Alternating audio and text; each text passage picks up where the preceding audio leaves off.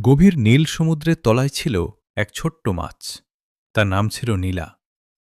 অন্য সব মাছের মতো সে শুধু সাঁতার কাটত না, তার ছিল এক অদ্ভুত স্বপ্ন। সে আকাশ দেখতে চায়।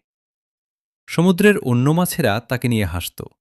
মাছ হয়ে আকাশ দেখবে, এটা কি কখনো সম্ভব, বলত তারা। কিন্তু নীলা হাল ছাড়েনি।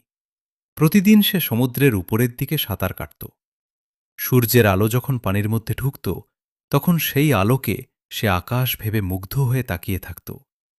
তবুও তার মনে হতো, না, আসন আকাশটা আরও বড়, আরও সুন্দর। একদিন ঝড় এল। ঢেউগুলো এত উঁচু হল যে নীলাকে তুলে নিয়ে গেল সমুদ্রের প্রায় উপরে।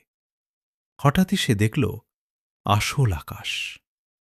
নীল, বিশাল, মেঘে ভরা সেই আকাশ দেখে নীলা আনন্দে কেঁদে ফেলল। এটাই তো আমি দেখতে চেয়েছিলাম, সে ভাবল। কিন্তু মুহূর্তেই সে আবার সমুদ্রে ফিরে এল।